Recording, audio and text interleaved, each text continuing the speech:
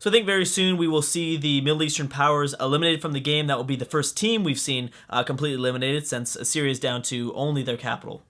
I mean, we'll see, because that entire risk comes from Germany only, I think. Maybe Morocco, but the Aztecs are kind of down in terms of their military strength, so I don't think they're going to be the ones to do it, but we'll see. Anyways, I talked about going over some of the global politics and specifically looking at wonders that have been built so far. This might be another way to maybe calculate who's at war with everybody. Maybe not. This is still really messy. Oh my gosh, so everyone is at war with Syria, and actually Germany is at war.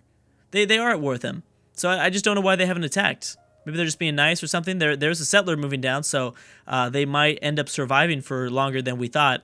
Anyways, I wanted to look over wonders. So the Ottomans have the Oracle, which is a wonder that is not going to mean anything if anyone takes that over. Takes over wherever the city is located that has the Oracle. We've got Russia with 2 wonders. We have Songhai with 2 wonders, Petra being one of them, which could be a useful wonder for some civs. It really depends. Statue of Zeus. Great Wall is a big one. Terracotta Army is already not useful, and Great Library as well, but still Great Wall could be useful up until, what is it, until cannons or something? Can't remember exactly when it becomes useless, but still. Great Mosque by the Mayans, they've got 2 wonders. We've got the pyramids by Korea, which is useful, and actually Korea seems like they might be a civ that potentially could fall. They're kind of smushed in between so many. Unless the Chinese kind of keep them safe, I think it's possible that they might fall here. Maybe to the Austrians, but the Austrians are dealing with the Incans as well. China has 2 wonders, Chichen Itza, which is a pretty good one, and Notre Dame by Germany. Lots of extra happiness there. Temple of Artemis, and that is it. So the wonders seem to be pretty spread out for the most part. No one seems to be, running too far away with wonders. The native powers seem to have a lot, I think, and so do the Eastern Asian powers with both China and Korea combined, but I talked about how I thought Korea was at risk of falling here. So yeah, I don't know if Rome is at war with the Mayans just yet, or if they still remain at war with the Mayans. I don't think they are. Let's also see if Germany starts to mobilize. Germany might also feel a threat, more of a threat now from Morocco than any time before. There's also a lot of colonization still going on. There's so much land that has not been colonized, which is cool. Canada and Korea are now friends. Those declaration of friendships, though, kind of don't mean anything, because, I mean, if they're individual declarations, if China and Korea are friends, that doesn't mean that America is not going to declare war on Mongolia and totally break that friendship up. So those declaration of friendships, I mean, if we thought the world hated each other in kind of single team individual civ games, this is going to be a huge mess. So the Eastern Asian powers are still at war with the African powers. Mongolia is sending over another force to try to take over something from the Zulu. The Zulu did in fact lose a city, Kingston, which was a Canadian city originally, but it wasn't that big of a deal. Again, I'm amazed that Shaka is able to defend himself right now. It's very shocking. It's very shocking, Shaka. I didn't think he'd be able to defend from these 3 different fronts, but you can do a lot with those MPs. Canada not really having much of a military, and they still haven't really connected their borders. That is Canada and the Americans. Bam! World Congress has been founded in turn 185. Pretty early. I mean, it's a small map. It's a land-based map, so that shouldn't be too surprising. We'll have to check in on that. That's going to have a pretty big role, I think. Actually, how is that going to work with the teams? That will be fun to kind of look into. I think that will be. The Ottomans kind of pulling out ahead, I think, of Russia, and, well, Poland is not very strong as it is, although they took back some of their former cities. Very low population. The Ottomans are doing a really good job here in the middle. Lots and lots of... I mean, they need to build their military back up as quickly as possible before, like, Rome decides to attack them or something. But still.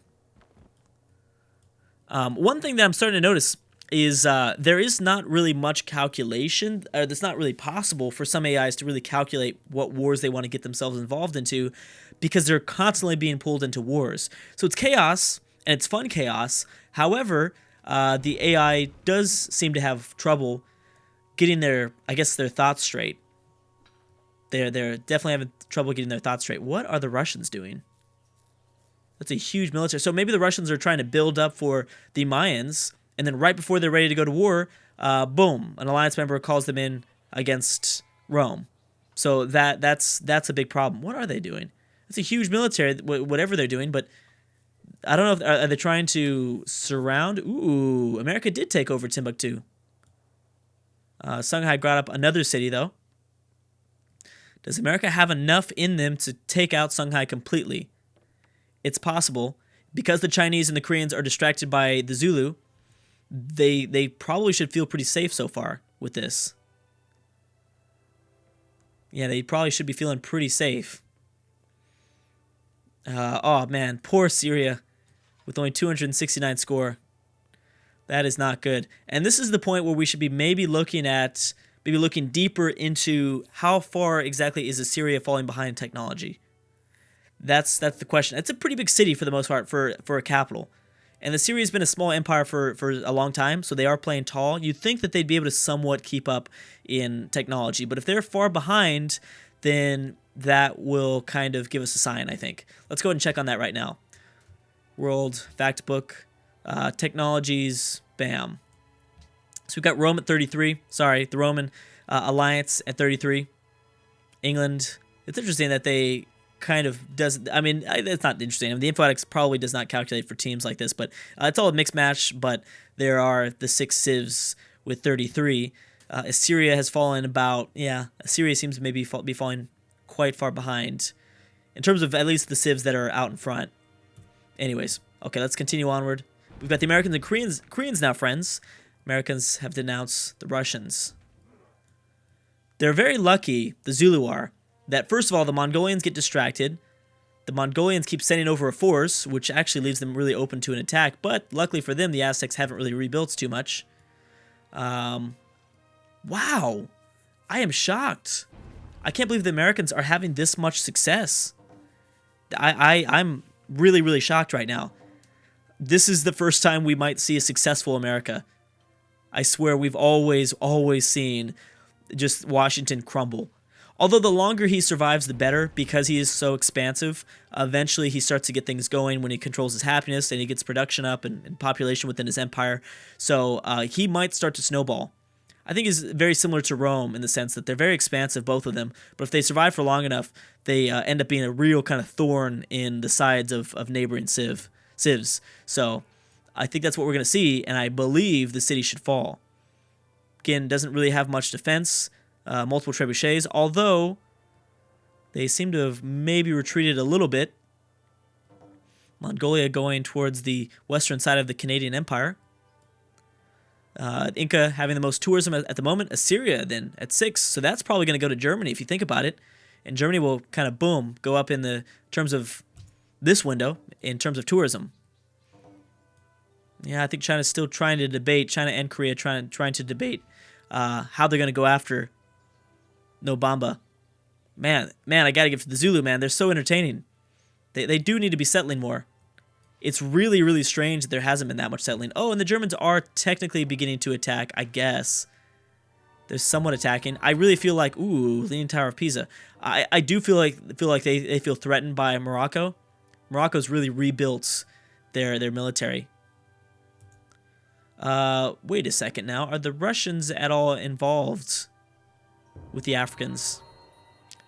I don't know. Boom, another Korean wonder. Jesus, is that what Korea's just doing the entire time? Just building wonders? It makes you, I mean, you're lucky you have your quote-unquote, your daddy, I guess, the top Korea, because China is really going to keep you safe, which is a smart move if China's the military, strength, and Korea just focuses in on, science and wonders and things like that. Very good wombo combo. Oh my gosh, Songhai is still settling. Still trying to survive here.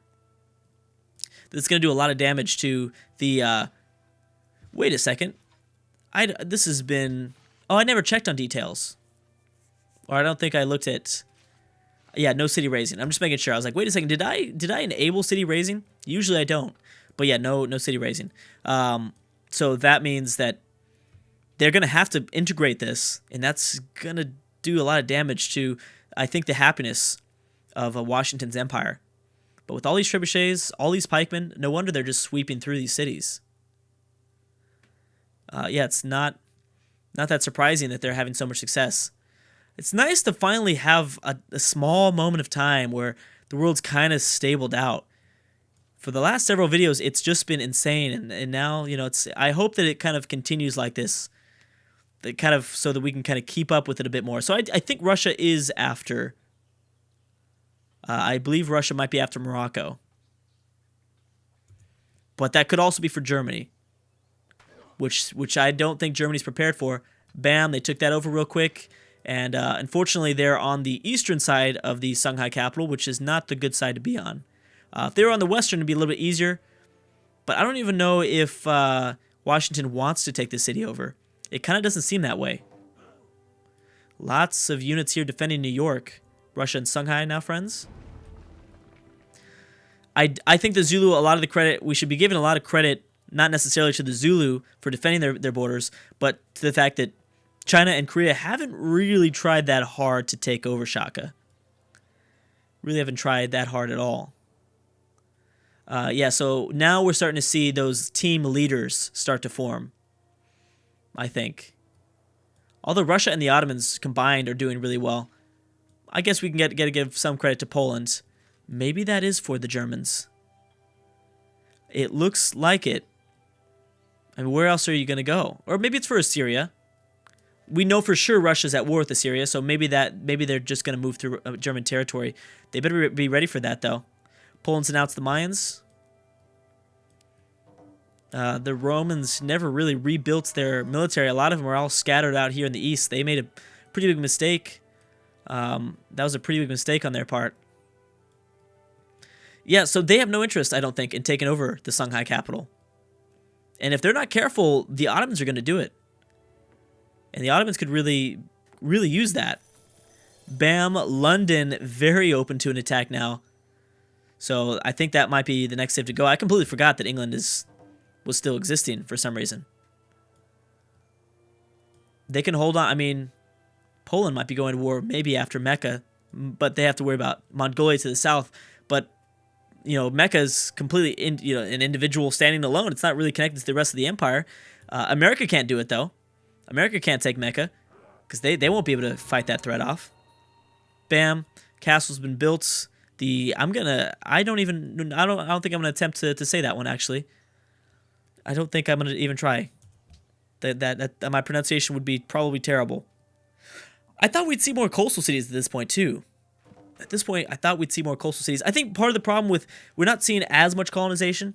Well, we're seeing it a little bit. First of all, we went from immortal to emperor. We're going to see less colonization and less rapid colonization, I should say.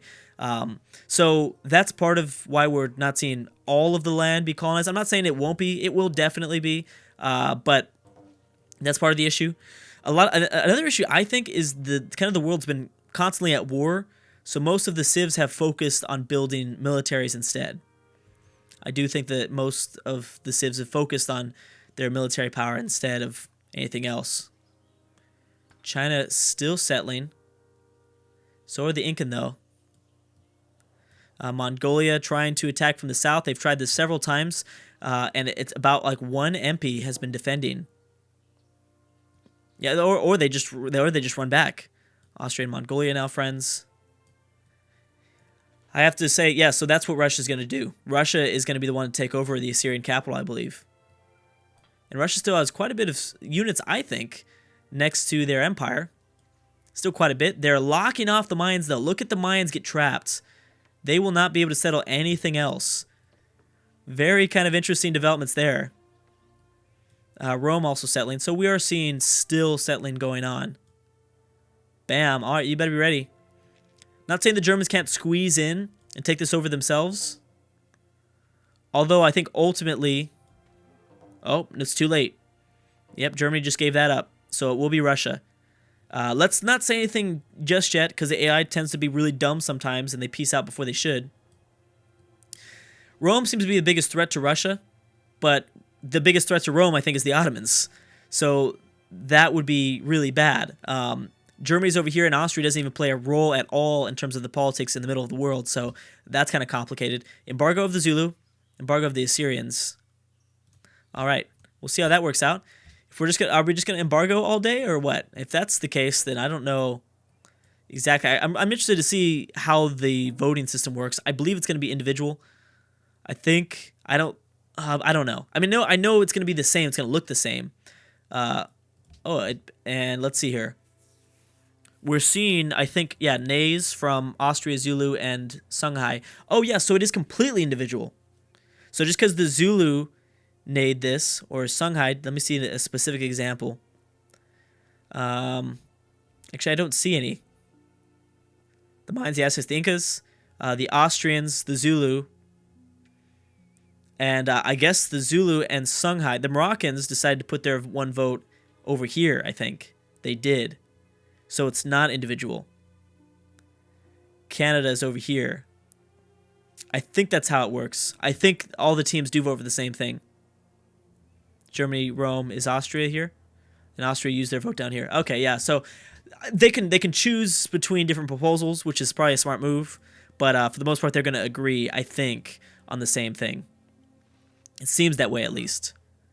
Okay, so again, I don't want to make any predictions, but it seems like Catherine's going to take over Assyria, which is going to mean that Germany is going to have stakes in going to war with Catherine, but would call in Rome.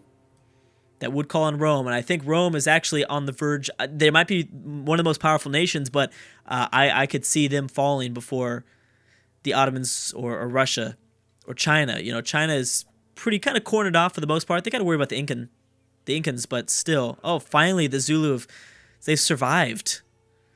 The Zulu have survived. There you go. So they don't have to worry about that too much. The Mongolians will come back. Man, the Mongolians have been really wasting their military strength. I have to say that. Extremely wasting their military strength, continuing to just send them over towards the Zulu. They could have probably taken out the Aztecs by now. Which actually, for the world, that needs to happen. Because the Mayans and specifically the Inca are doing so well. Oh, what do you do? Oh my gosh, did you see that? This Assyrian settler first has been there for a while. He has been moving. But second, he was down to the south, then he moved this way. He's been captured now.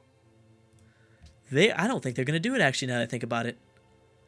Either they're too distracted by other... I mean, they for sure got distracted by that civilian civ.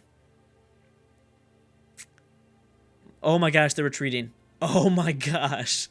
Maybe they just went down there to destroy the settler or something. Morocco kind of moving up towards the Roman Empire. I have to say, my headache has kind of, I don't think headache's the right word, but my migraine caused by trying to think about all this has started to kind of gone away now.